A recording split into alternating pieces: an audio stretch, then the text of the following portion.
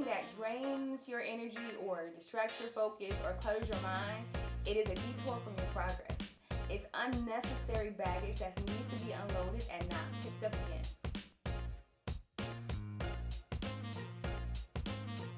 Welcome back. My name is Michelle Farley of MichelleFarleyWrites.com, and this is Copy Magnet TV.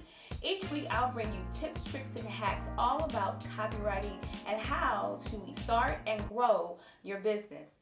So today we're going to talk about what's holding you back from success. You ready to get started? Let's go. So beyond baggage, you might already be aware that there's other things that you're carrying around that are holding you back from your success. Number one, fear. So fear is an emotional trigger by an action in your mind that you believe something is dangerous and threatening. Every one of us has a fear, whether it's a fear of dogs, whether it's a fear of heights, or whether it's a fear of falling, right? And these fears rule our decisions and prevent us from testing the limits of our potential, right? So we can reduce their power once we recognize them and get them out of the open. So for instance, I don't care for heights, but I enjoy traveling, which requires me to fly. So I push past my initial feeling so that I can get to what I really want. So the second thing that holds us back from our success is cravings, right? A craving is a powerful desire that makes us feel like we have to have it. Usually it's like a physical need, right? And it comforts us, maybe short term, could be long term, but for the most part it's short term. Okay, we need to rein in our cravings because they can get out of alignment and away from our goals. They are a huge drain on our energy, our time, and our money, right? So what are some of your biggest cravings? For me, I love cookies, wine, movies with my hubby on the couch, right? And although that does sound awesome and amazing, and it is, there are things that I could have been doing that I didn't do for the YouTube channel or for some other business things that I'm working on, or doing some more research, and then having the cookie and then having the wine.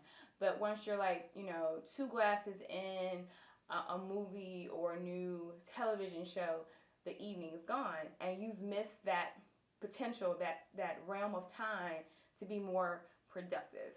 And the more productive you are in that situation, then you can have time for wine, cookies, and your hubby or wife or whomever later on.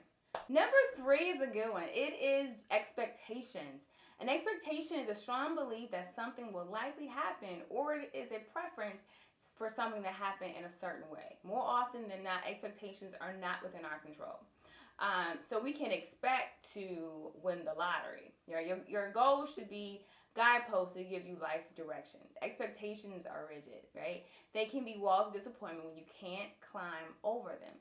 And sometimes those expectations are unrealistic because we haven't taken an honest assessment of ourselves and our abilities, right? So I can say, oh, I want to win an Olympic medal in track and field, and I don't like to run, right? So the expectation that you have,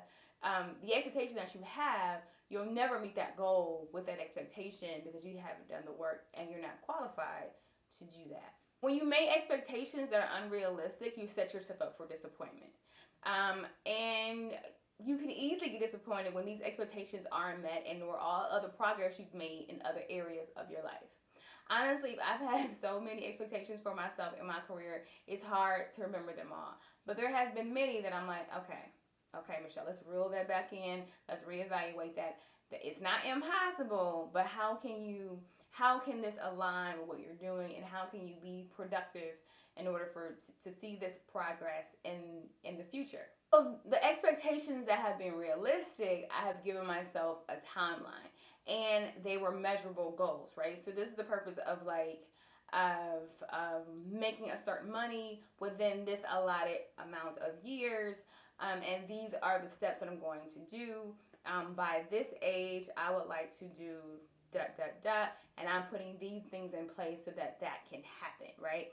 Or I am pursuing an opportunity so I can get to that place, right? So that's the difference between, you can have an expectation, but you have to put the work behind it, or you have to put the work with it. Number 4, people with a high tolerance for risk direct all their energy in pursuing something new.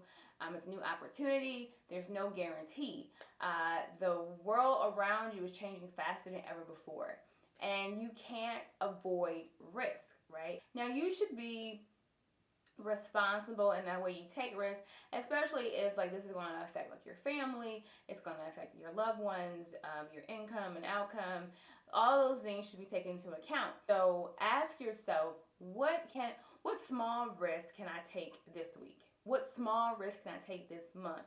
What small risk can I take next year? And build up from there, right? And then you'll start to notice that like what you were actually fearful of is actually prompting you and moving you into the new direction for whatever it is that you want, you desire to have. Number 5, and this is a huge one for me, is asking for permission to be amazing. Permission is giving someone else the authority to decide what you can and cannot do. Asking for permission is ingrained in us as children, right? So we ask permission to go to the store or go to our friend's house or go to a birthday party. You even kind of ask permission in your career because maybe you feel like, you're asking other people, should I be accepted, or should I be a copywriter, or should I open this business? And you're allowing someone else to determine your future, right? You have to be able to take that power away from other people and understand that you don't need permission to be amazing. What you do need is a plan of action and to work the plan, but you do not need anyone else to give you permission to be what's already designed inside of you to become. Now that you identify the things that are holding you back, I want you to begin to write a list to figure out how you're going to solve them. One by one, or a day at a time. You don't have to do it overnight.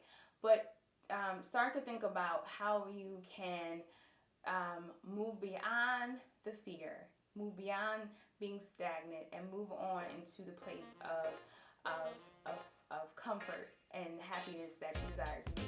All right? I hope you found this video helpful. If you so, please like, subscribe, and share. Again, my name is Michelle Farley of MichelleFarleyWrites.com. This is Copywriting TV. Until next time we meet, I hope you guys have an awesome, amazing day, and we'll talk real soon. Peace.